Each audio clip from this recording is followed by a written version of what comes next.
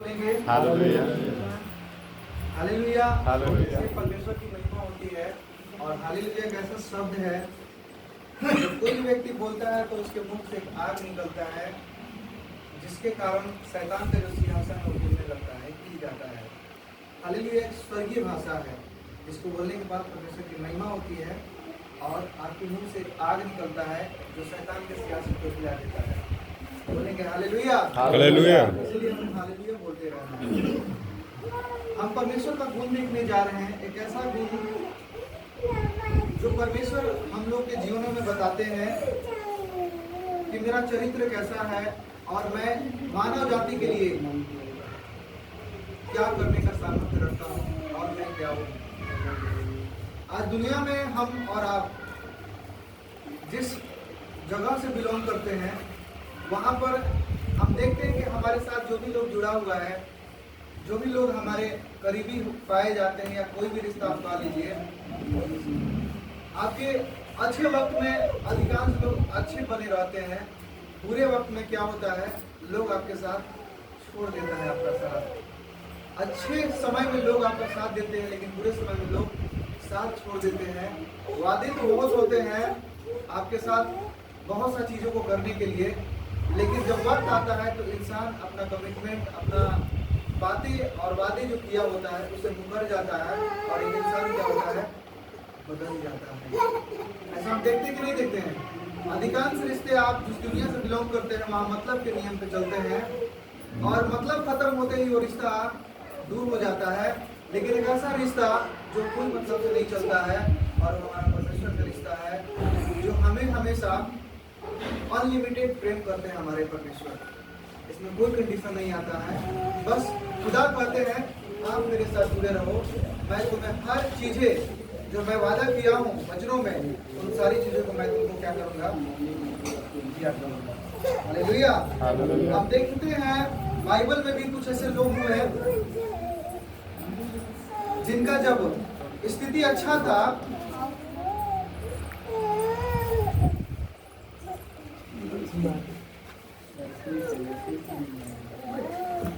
स्थिति जब अच्छा था उनके साथ लोग अच्छे बने। आयुब को कितने लोग जानते हैं? आयुब एक प्रभु का एक भक्त थे, प्रभु का एक सेवक थे, प्रभु के वचनों को मानने वाले एक खरा व्यक्ति थे। उनके साथ जब स्थिति सबको सही रही, उनके दोस्त यार, उनके सब लोग अपने उनके साथ खड़े रहे। लेकिन जब स्थिति खराब हो गई, जब स्थिति दयनीय हो गई, उनका मित्र यार सब कुछ छोड़ के चला गया और क्या कहने लगा कि जिस खुदा को तू मानता है उसका क्या कर, निंदा कर।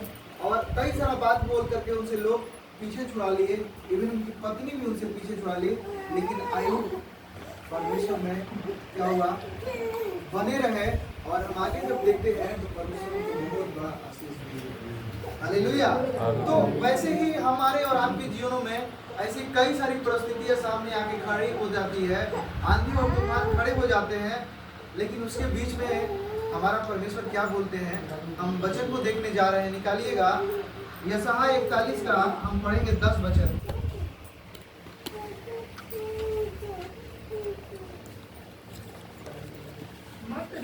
मत डर क्योंकि मैं तेरे संग हूँ। इधर उधर मत जा, हाँ क्योंकि मैं तेरा परमेश्वर हूँ। मैं तुझे दृढ़ करूँगा और तेरी सहायता करूँगा। अपने घर में दाहिने हाथ से मैं तुझे संभाले रखूँगा।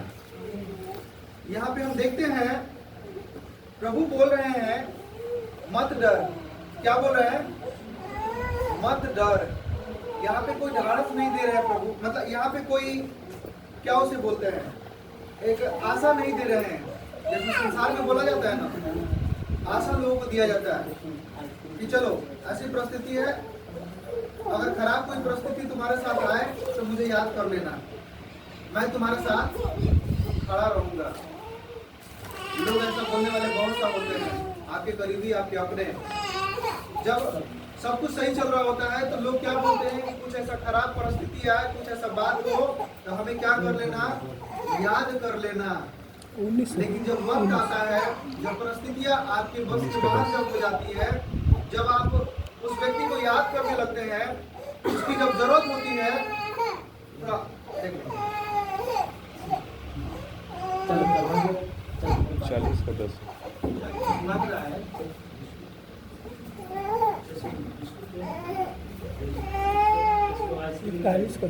अच्छा आइसक्रीम और छुटकारा और चंगाई का सोता जो है ये परमेश्वर का वचन है। हम अगर इसे ध्यान से सुनेंगे और उसको अपने जीवन में लागू करेंगे तो हर वायदे और हर चीज आपके जीवन में ऐसे पूरी होगी जैसे हम और आप सांस ले रहे हैं। आप सोच के सांस नहीं लेते हैं। सोच के कोई सांस लेता है? ऐसे ही ऑटोमेटिक ले लेता है।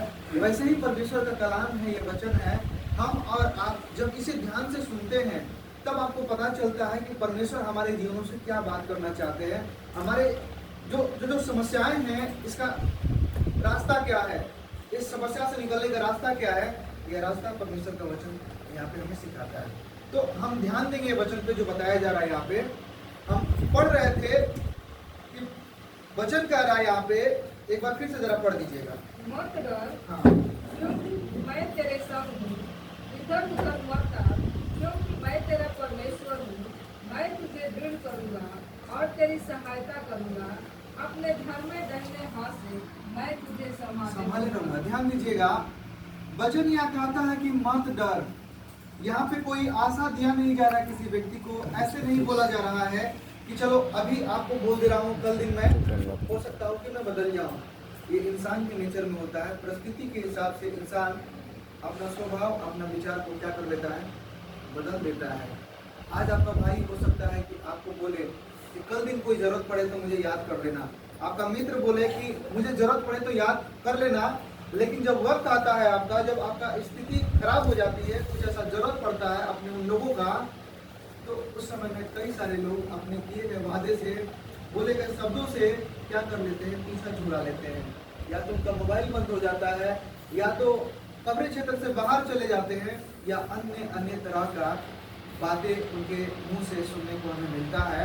और वो व्यक्ति क्या होता है, पीछा छुड़ा लेते हैं और आपकी परिस्थिति में शामिल नहीं होते हैं।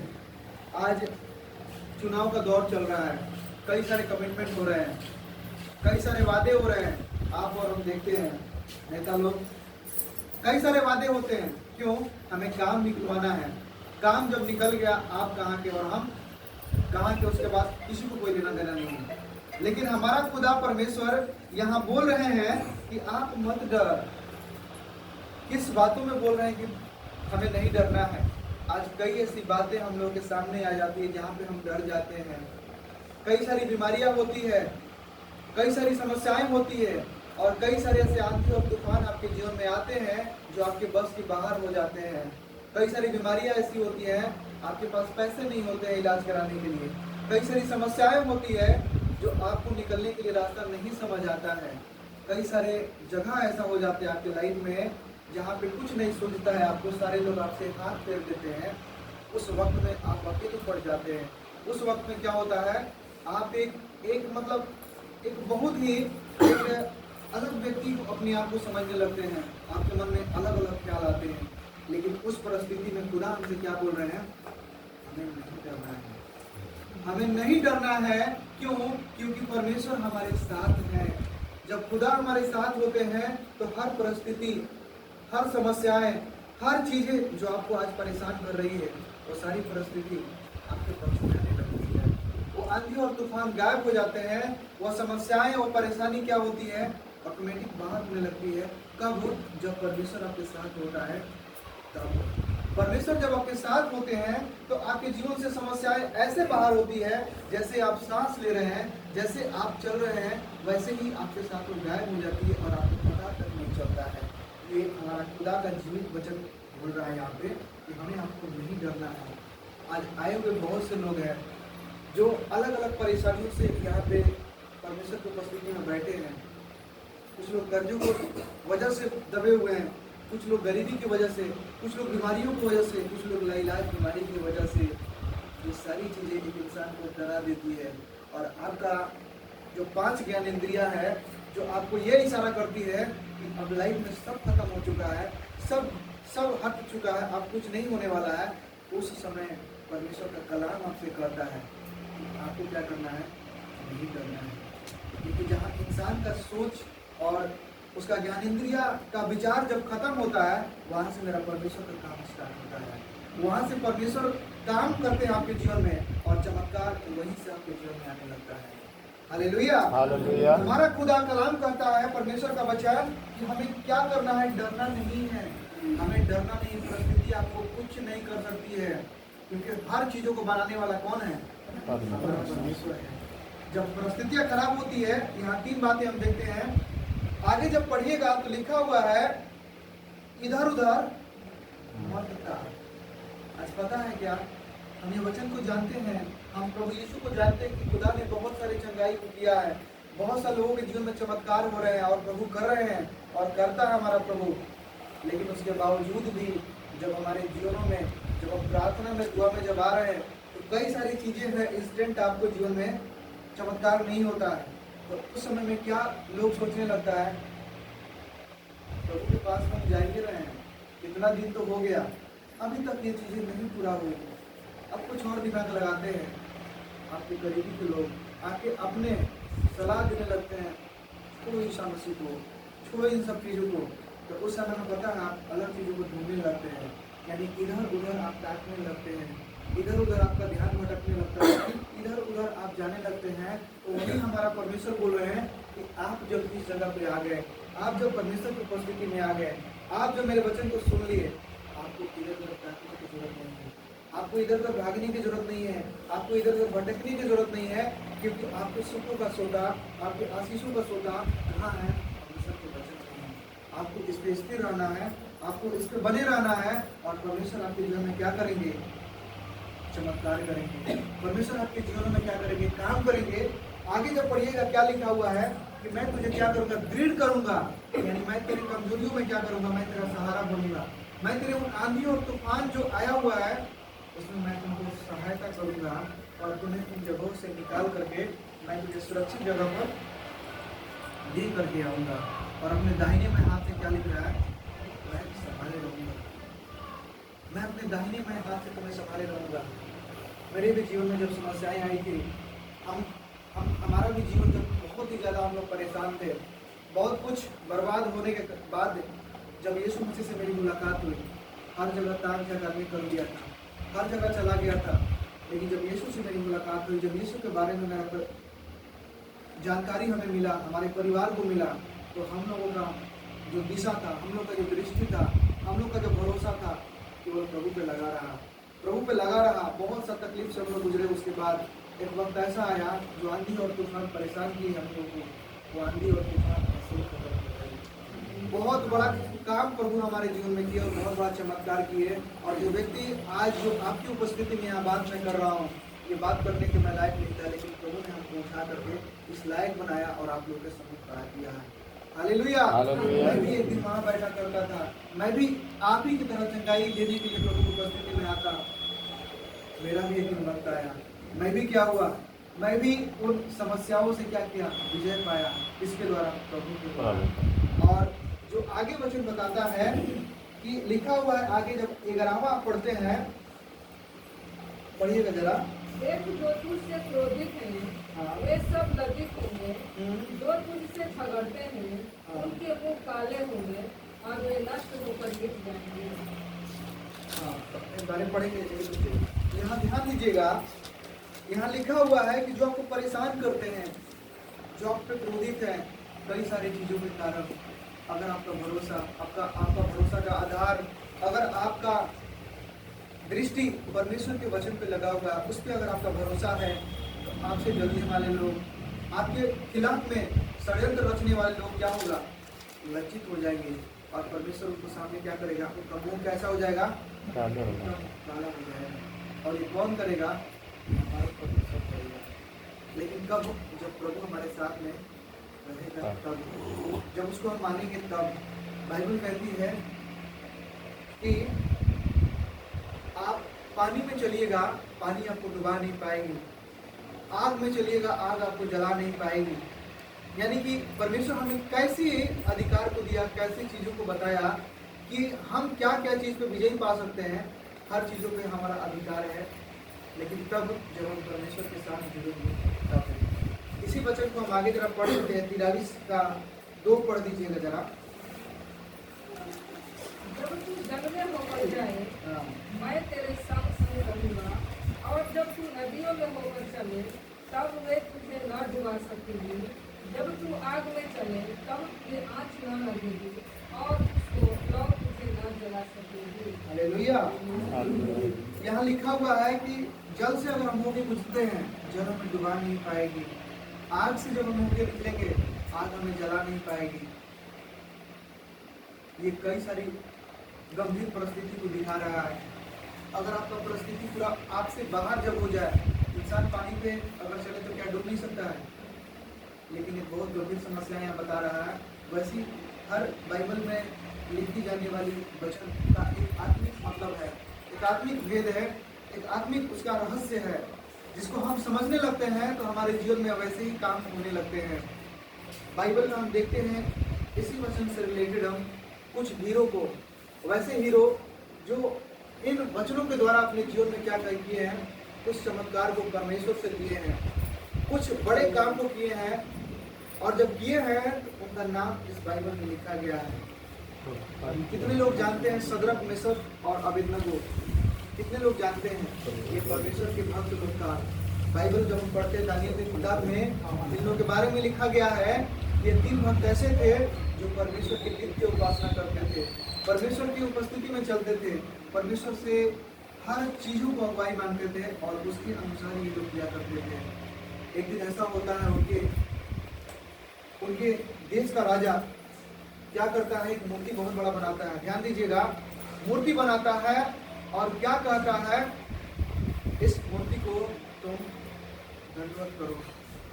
न केवल उन लोगों को बल्कि पूरे राज्य में ये ढिंढोरा पिटवा देता है, सबको बोल देता है, जितने कुल भाषा और जितने भी लोग वहाँ बोलने वाले होते हैं, अन्य अन्य तरह का लैंग्वेज, उन सारी जातियों में प्रचार हो जाता है कि इस देवता के सामने तुम्हें क्या करना है, दंडवत करना है। लेकिन देखिए वहाँ पे 3 ऐसे लोग होते हैं जो परमेश्वर का भय को मानने वाले होते हैं। इंसान चाहे कितना भी क्यों ना गलत चीजों में फंसाने का काम करे, वो लोग फंसने वाला नहीं था। और जब ऐसा बात खबर आया राजा के पास कि देख राजा, तेरे बनाए गए विधि के अनुसार, तेरे दिए गए आदेश के अनुसार ये 3 लोग ऐसा है जो तेरी बातों को नहीं मान रहा है, तेरी आज्ञाओं को नहीं फॉलो कर रहा है। उस समय क्या होता है, राजा की यह आज्ञा था कि जो भी व्यक्ति फॉलो नहीं करेगा उन लोगों को आग की भट्टी में क्या किया जाएगा,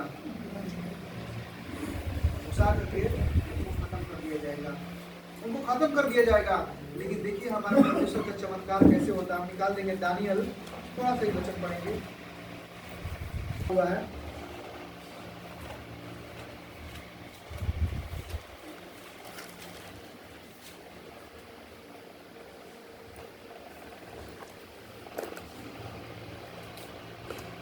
सोने 3 में, सॉरी 3। तब नबूकदनेस्सर झुंझुला उठा और उसके चेहरे का रंग सदक, मेशक और अबेदनगो के प्रति बदल गया। उसने आज्ञा दी कि भट्ठे को 7 गुना अधिक खंडका दो। फिर अपनी सेना में के कई एक बलवान पुरुषों को उसने आज्ञा दी कि सदक, मेशक और अबेदनगो को बांधकर उन्हें भटके हुए भट्ठे में डाल दो। तब ये पुरुष अपने मोजों, अंगों, बागों और अन्य वस्त्रों सहित बांधकर उस दबकते हुए भट्ठे में डाल दिए गए। वह भट्ठा तो राजा की आज्ञा होने के कारण अत्यंत खटकाया गया था। इस कारण जिन पुरुषों ने सदक, मेशक और अबेदनगो को उठाया, वे भी आग की आँच में जल गए और उसी धड़कते हुए भट्ठे के बीच ये 3 पुरुष सदक, मेशक और अबेदनगो बंधे हुए फेंक दिए गए। हालेलुया। यहाँ देखिए हमारा परमेश्वर का कार्य जो अपने भक्त के जीवन में किस तरह से चमत्कार को किए हैं। यह 3 भक्त जो थे उन आज्ञाओं को राजा का नहीं माने, जिसके कारण से क्या किया गया, उस आग में इन लोगों को डाल दिया गया। और न केवल आग में डाला गया बल्कि उस आग का जो तेज था 7 गुना और बढ़ा दिया गया। और होता क्या है कि 3 व्यक्ति जब उसमें जाता है, 3 व्यक्ति को जो लोग लेकर के जाता है, वह लोग वहाँ मर जाता है। लेकिन ये 3 व्यक्ति क्या होता है, उस धधकते हुए आग से बच जाता है। और जब बच जाता है लोग तो राजा बहुत डर जाते हैं, और वहाँ का जितने भी लोग थे वह लोग इस सर्वक्रम को जब देखता है तो अत्यंत भयभीत हो जाता है। उसके बाद से राजा क्या करता है, जितने लोगों को उसने आज्ञा दिया था कि मूर्ति के सामने दंडवत करे, आगे जब आप कहानी को पढ़िएगा तो राजा क्या करता है, वही राजा जो आज्ञा दिया था कि दंडवत करे, वही अब यह बोलने लगता है कि अब आपको कोई किसी को दंडवत नहीं करना है, बल्कि जो सदरक मेशक और अबेदनगो का जो परमेश्वर है, जो खुदा है, उस खुदा के अलावा अगर कोई भी और देवता को अगर कोई माना तो उसको क्या कर दिया जाएगा, उसको खत्म कर दिया जाएगा। और पूरे राज्य में वहाँ पे जब हम देखते हैं तो सब लोग परमेश्वर की महिमा करने लगा। हालेलुया। वहाँ पे क्या हुआ, वहाँ पे सारे लोग जो उस देवता को मानते थे नहीं मान करके आप जीवित परमेश्वर को मानने लगे। हमारे जीवित का परमेश्वर का क्या हुआ, चमत्कार। वही वचन जो आप पढ़े थे हम, कि जो लोग तुझ पे क्रोधित होंगे वो क्या होंगे, लज्जित हो जाएंगे, उनका मुंह काला हो जाएगा। यहाँ क्या हो गया, लोग लज्जित हो गए, राजा लज्जित हो गया। किसके कारण से, परमेश्वर के कारण से। उसका वचन जीवित है और वैसा काम करता है। दानियल के जीवन में भी वैसा हम देखते हैं, इनको भी वैसा ही किया गया था। आगे जब राजा के नहीं माने, 3 पहर परमेश्वर का आराधना करने वाला व्यक्ति था, 3 पहर क्या करते, प्रभु के सामने सब झुकने वाला व्यक्ति। लेकिन जब नहीं माना आ गया उस राजा का, तो उस वक्त में उस राजा का क्या आ गया था कि अगर ये आज्ञा मेरा नहीं माने तो उसको क्या कर देना, शेरों की गुफा में फेंक देना, शेरों की गुफा में फेंक देना। वहाँ पे दानियल को आगे बढ़ने की बात हो रही थी, प्रमोशन की बात हो रही थी, लेकिन उसके मंत्री जो लोग थे, उसके करीबी लोग उस षड्यंत्र रचे, और ऐसा वहाँ पे नियम निकला कि 30 दिन के भीतर राजा अगर तेरे सिवा किसी और देवी देवता को उपासना करे तो उसको शेरों के मुंह में क्या कर दिया जाए, डाल दिया जाए। लेकिन क्या हुआ, दानियल नहीं माना, अपने परमेश्वर की उपासना करते ही रह गए। और उनको जब डाला गया, पता है जब डाला गया तो वो भी नहीं मरे हैं, उनका भी कुछ हानि नहीं हुआ है।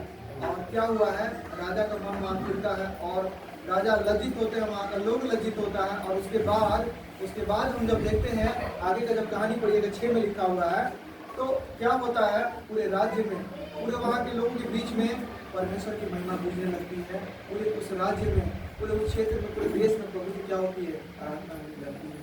तो ये हमारा परमेश्वर का चमत्कार होता है, आपके भी हमारे जीवन में होता है।